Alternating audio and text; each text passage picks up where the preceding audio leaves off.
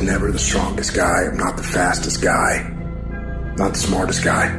But I will work, and I will work hard.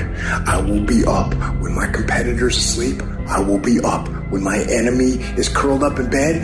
I will be up getting after it, and I recommend that you do the same.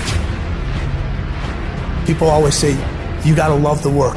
You gotta love what you do. You don't have to love what you do. You gotta be fucking addicted to what you do. You gotta be addicted to winning. You cannot work short hours. You gotta work long hours. You gotta work smarter, and you gotta work fucking harder. It's the work that you put in, the time and effort, the dedication, the hours that nobody else saw here, the sacrifices. You have to be disciplined. You have to be obsessive. You have to be addicted to the result. At the end of the day, the person that will surrender is the person that didn't work as hard as the other person. You got to work harder than the other person. So just when you felt like you did that last rep and your muscles are saying, I can't do no more reps, you saying, yeah, you got to do one more. Because right now, while you quitting, he might be doing 5 more. While you quitting and giving up, while you saying, all right, I did enough, it's time to rest, he might just be getting in his zone.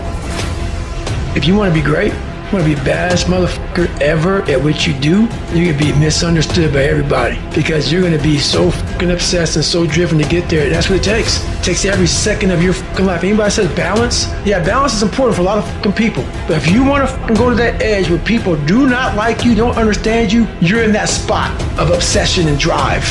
To be the best in the world at what you do, you have to be unbalanced to find every bit of energy and strength that you have to pull it off.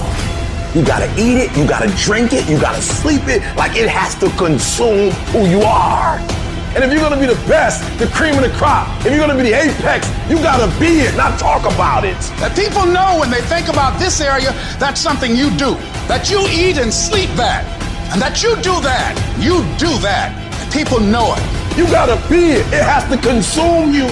It has to take over you. That when I see you without even knowing you, I ought to be able to look at you, and from your ethos, I ought to see you are the best of the best. I ought to know what you're doing without you saying one word. It ought to illuminate from you.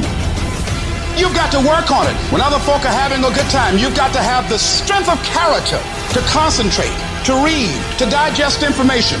The stronger your mindset is, the greater your skill set is going to be. Michael and Kobe weren't the greatest athletes, but their mindset is what separates those individuals. Separate yourself.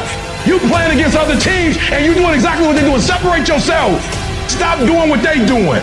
If you stop doing what they're doing, you're going to be a champion. Stop following. No more following. No more doing what everybody else is doing. Set the doggone standards. It's time for y'all to set the standard. We can't be complacent, and we can't take our foot off the enemy's throat.